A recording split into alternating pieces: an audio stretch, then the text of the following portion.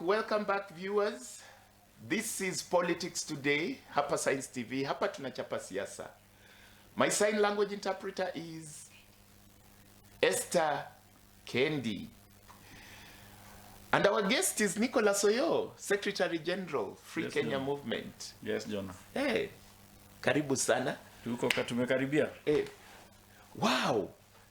Able to relax kidogo. Able to tupeleke is slow. A lot of heat in the first section. Maybe you need to what do you need to do to make me relax? I don't know, Jonah. Niambie, sign language interpreter amevaa kala gani? I'm blind. Amevaa green, black. Green top and black trouser. Okay. Hairstyle? Rasta. Okay.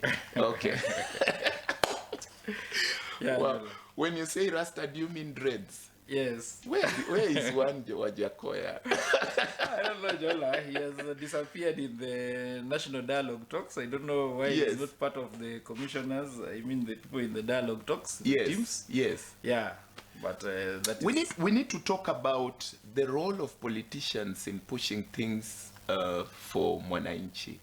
Are you, as Free Kenya, comfortable with the privatization bill, Manenos? Jonah, we are not comfortable because we are asking ourselves the privatization bill should have been. Jonah, anything that is passed in parliament should be addition of the constitutional principles and improvement of freedoms. This privatization bill has taken away from that. So, Jonah, I'm really feeling that the parliament dropped the ball in this matter. Yes. It's very unfortunate that this parliament is facing that because they've removed themselves and basically removed the people from looking at the privatization. Jonah, privatization is about funds that we have invested.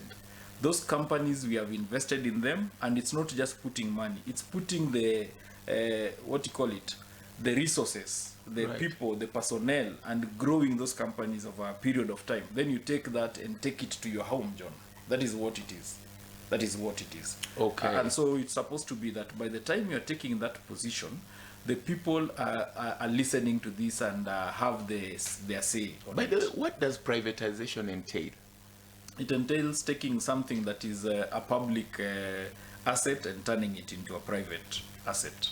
Basically selling the public asset to a private in a nutshell. Yeah, and the agreement should be that it improves outcome of that asset so that the ownership of the asset becomes private, but then there is an element that remains public in that asset. And that's beneficial to the public. That should be beneficial to the public. And so the privatization should be about benefit to the public. You know, I'm looking at the companies involved in this thing. Mumias Sugar was privatized Kitambo, right? Yes, they've been on and off. There have been issues. But even the fight that you had in Mumias and even all the other sugar industries, sugar companies, is that question of privatization coming in. Because, Jonah, what happens is that you buy certain shares in that company and you get ownership to that private hands so that the private person now can appoint leadership and management and that stuff. So that they should change that company to become better. But then some of these things that happen is that they are sold cheaply. So the country that does not benefit from what they are put into the company. So can you privatize a parastatal? Yeah, they are basically from the bill that we have passed, Jonah. Is there any parastatal that has been privatized? A lot. Oh, no, Mumias Sugar was a parastatal, right? Mumias and all those companies that you're talking about, KQs, all those parastatal companies that are facing privatization. The port of Mombasa and Portland, Jonah. Portland, the questions going on in Portland, privatization is involved, Jonah. Even before you go to Portland, Port of Mombasa, we had Honorable Raila, speaking and saying, walileta hii kitu hapa, kumbe wanaleta ndio wauze. Jonah, it is very unfortunate that privatization, as we said, was supposed to be a way of ensuring that the public gets best management possible from the private sector to manage that public asset and giving some form of ownership to that public asset so that they also make money from it. So by selling it, do you mean to say serikali imeshindwa? It is clearly that is what we are saying. So by giving it to the private hands, it will be more efficient and stuff That's what privatization is supposed to achieve, and also to achieve the cost that you have put in that company to return. Ule mtu tunapatia hiyo kampuni tupatie pesa equivalent to what you have invested in that company over those years, the resources you put there, the human resource that you have used there. So they should pay back to the public. But then what happens in privatization, in what we usually face, is that they get them cheaply. And so people buy them, and it becomes a corrupt deal when I'm buying it, an asset that should have been $1 billion, I'm ending up buying it at 200 million. So I end up getting so that some people are going to take advantage of that privatization. Those are the things that privatization and the bill was supposed to deal with. But now the question that has been happening, has happened with the bill, is that they have created an authority there, and they've also decided that the bill is not going to be coming to Parliament. It's going to be the privatization authority that takes this matter, and the finance ministry basically just decides this thing is not working anymore. Let's take it to privatization. And so it means that we are not going to know. Privatization might be happening at night, Jonah, and you don't know. So there's a question in Parliament right now on telecom. The privatization that happened. Helios took up some shares, and there's a lot of questions how that happened, because somehow just people realized that telecom is actually in private hands. Those are the mysteries that we get, and so these are the mysteries that you are going to face now, Jonah, and they are going to be legal because now the law is allowing it. Oh my, okay. Oh my. So Jonah, prepare yourself. If you want a private public asset, organize a few shillings and you can get one if you know how you are. Let me go to what you had started mentioning. You had spoken about Portland, and that's a name that comes whenever you're talking about the Mavoko evictions. Jonah, are you trying to pass a point? Jonah, the question, first of all, what I'm trying to say is that we need to look deeper into this and ask ourselves if privatization has to do with it. Because, Jonah, Portland is one of the companies, together with the port of Mombasa, together with all the sugar companies, they are supposed to be put for privatization. So it's a coincidence that the evictions are happening right now, and the question of privatization has just been signed, I think, the last 2 weeks or something. So really, there's a lot of that meets the eye, and Jonah, it is really something that we must ask ourselves if there is a coincidence there. But then the question of eviction, Jonah. When I was gunning to look for offices way back in before this constitution, I was, one of the questions for me was eviction. I mean, Jonah, you are looking for an office during Jomo Kenyatta's time. Before this constitution. Okay. All right. This constitution started in 2010. Okay, so not before the second revolution. Don't let people assume that. But Jonah, the question is that yes, eviction has been with us for a long time. Eviction in this country has been a problem. For me, I was saying that if I was fortunate to be in Parliament, I would have come up with an eviction bill. Basically, take all the issues around eviction and put them under one bill, an act, and ensure that eviction is humane, Jonah. If I was the one running eviction in Portland, what I would have done is this, Jonah. I would have fenced the place, number one. After fencing and putting security in the fence, I would have asked everyone to leave their homes. Leave first and go and look for somewhere to go and sleep and put your head on a pillow somewhere. And then every time you come in that place, the only reason I allow you in, Jonah, is for you to take your things out. So I give you some 3 months to 6 months. Jonah, Portland is not a matter of life and death. It's not a matter of somebody is going to die because they're hungry, unless, of course, the people are being evicted and the demolitions are happening to them. But Portland as a company could even wait for 6 months so that people can actually be removed in a humane manner. What is this rush that the president is talking and suddenly behind him the bulldozers are already in place, and you hear and you know the pictures, you can see them too, separated in some TVs. He's talking here and eviction is going on there. It's very, very unfortunate that we can put this on Kenyans, because we have a constitution, we have Bill of Rights in this country. Part of the rights is the rights to be allowed to be able to do economy, to be able to survive, to be able to eat, to be able to live in a good place. Those are part of the Bill of Rights in this country. Well, there is something about millennium goals, or is this sustainable millennium goals? Kindly give me the correct word there. Sustainable development goals now. Sustainable development goals. 17 goals, Jonah. Absolutely. In millennium there, ones were 7. Yeah. Yeah. In there is something about secure land tenure, and it touches on not just the countrysides and the rural areas, it touches also the urban areas. And even forestries, Jonah. Even now, there are evictions going on in forests, the Mau issues. I had the questions coming in about people saying that they are actually not in the forest, but they are also being removed. So does it mean that most of the people, before you go into the forest, before you touch on the forest, you know, when you're talking about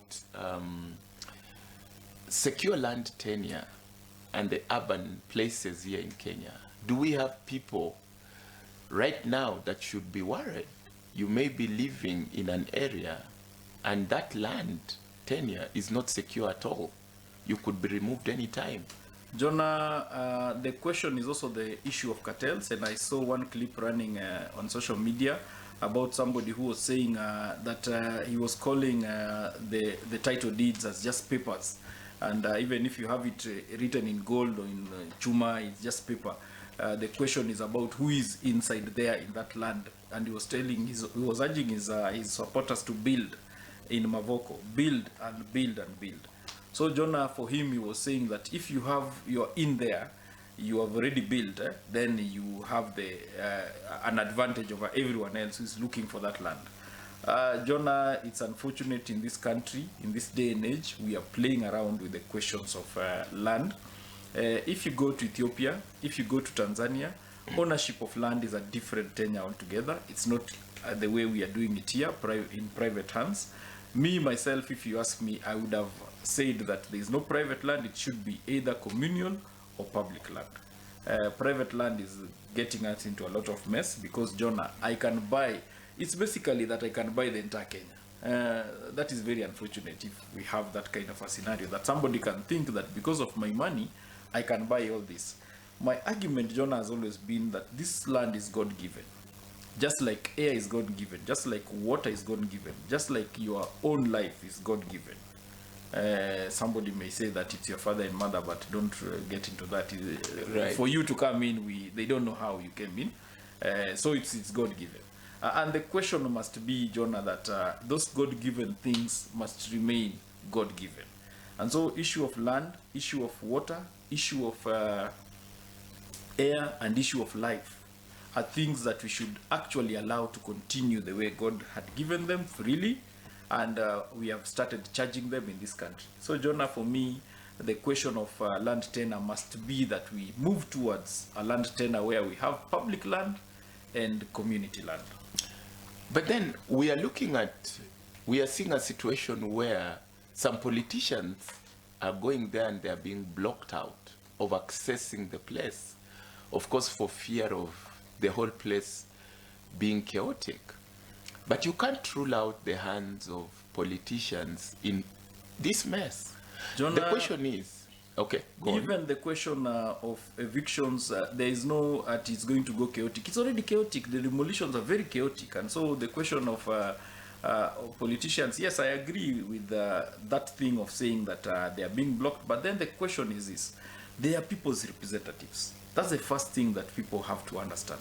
That these people you elected have a right to go and see what is going on there, for them to bring these issues in the houses that are necessary to deal with it. And I've told you that one of the weakest spots and weakest points that we have, and weakest link for this country is actually those legislative houses, Parliament and National Assembly and Senate, and also even the county assemblies. Because some of these questions, Jonah, it's not that this thing is happening from the moon, that it just started yesterday. These are things that you will find has a history. This is a case that has been going on since 2014. These are matters that have been there for a very long time, and people have taken ownership of land there in a manner that is questionable. And even if that happens, Jonah, these are human beings, these are Kenyans, these are people, citizens of this Republic of Kenya, who have rights in the Constitution, and there must be an orderly way of removing them if you are doing that. So the question must be that how do we unravel the question? And as you're saying, you're right. There is a lot of politics involved in this, and we need to unravel what really happened right from the word go. How was it grabbed, and who basically sold those land? Because somebody sold that land to people. And those are the questions that we're asking ourselves. Do Kenyans have the capacity to protect what is theirs? We've just spoken about Youth Free Kenya movement and your court manenos, and we also spoke about Brian Mwenda. Yeah. Now, in case someone in this city is faced with a similar situation, honestly, do you have the capacity to defend it? Is there something like land justice? Jonah, we have in this country commissions. The only problem we have with the commissions, and of course I'm saying this because many of these people that are being thrown out of those places, you find them saying this is ancestral. They have been here for years. Yeah, and then the kind of people that are talking, you'd find literacy probably is an issue. Yes, Jonah, the issue about this country, and we need to, and the questions of land when Minister, now Governor Orengo was there, was supposed to be that we are changing the land tenure and basically cleaning up. Ngilu came into that office also, cleaning up. We had, I think the last minister was who, I don't remember, cleaning up. Still we have a new minister in lands cleaning up. So the question has been that the lands ministry is a ministry that people have said is a den of cartels and what have you. And you find a situation where you might find, Jonah, that you have one land with several title deeds coming from the same house in the ministry, same ministry. So the question must be, what is going on in this ministry? If you're talking about corruption, and if you're talking about dealing with the question of land tenure, the ministry must be brought into the spotlight, and we must look at it. And Jonah, I keep continuing to say that the weakest link in this country is the legislative houses, because they should go and oversight and find out what is going on there, and basically bring these issues, and we see how to deal with it. Now the Mavoko issue is going on. We expect that this matter can also now come to Parliament. In other countries, Jonah, Parliament would have adjourned its work to basically deal with that question. In this country, it's not an issue. None of the MPs comes and says, Mr. Speaker, sir, I want to call for an adjournment in this house to go and deal with the question of evictions that are happening in Mavoko. I find it really amazing that we have a parliament that can spend 5 years without getting into that scenario where there's an emergency to be dealt with, and that is a prerogative of parliament. So really we have a problem in the country, and we need to deal with the question of leadership in this country. Now, do we need the Ministry of Lands or whoever then to go out and carry out some public participation of sorts, where people should recheck the status of where they are living? Is it theirs? You could be living in an ancestral place that went, as we are talking, East Africa Portal Assessment has been in this country for decades. Yeah, the issue about the Ministry of Lands, and I hope that They are paying attention to this. There was a reshuffle just the other day. I don't recall who was put in lands. The person we were talking about, our favorite water minister. Okay. Yes, she was taken back. Now she's the lands minister. Yes. Alice Wahome. Yes. Alice Wahome, I think the rule for you is to ensure that what has been happening in the lands ministry all the time, the question about finding out what is really the truth in the ministry, you need to do this work and ensure that you will leave that place a better place. It is a den of cartels. It's a den where a lot of things, people are suffering. Kenyans are getting into problems there. Kenyans are crying. We are losing a lot of monies. People have spent millions, and then you bring those down with a bulldozer, an in of a bulldozer, and billions are gone. It's really unfortunate, Jonah, that this is going on in this country, in this day and age. This is 60 years after we have independence, Jonah. We should really deal with the question of lands. And Alice Wahome, kazi kwako. And where is she, by the way? We have not had her yet. The evictions are going on. Don't say that. She may give you a phone call. Wow. She's doing a good job. Let's hope she's doing a good job. Yeah. Plus several other CSs that... There was a reshuffle, Jonah, and we don't know what the reshuffle was about. We really didn't get the explanation why people are being moved around. But then there have been controversy in some of those reshuffles. People have said that some people are moved because they rubbed other people wrongly, and that would be very unfortunate if we are doing reshuffle because of other countries and other jurisdictions. But then reshuffle happened, and that's the prerogative of the president. We allow him to do his work. Before we wind up, Musalia Mudavadi, most powerful minister?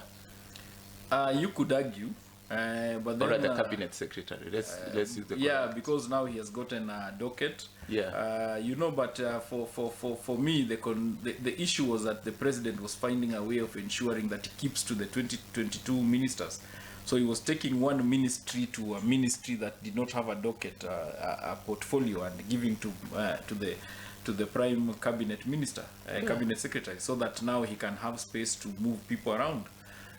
Jonah, the question about Musalia Mudavadi is a question that somebody like Rigathi is really battling with. Someone would argue that Mudavadi was idle before. Some of his work has actually been given to Moses Kuria.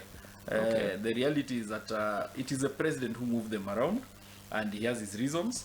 But then Musalia now looks like a person who the president seems to be propping up, and that must be a question for the deputy president to answer to themselves, what it means to them in political terms.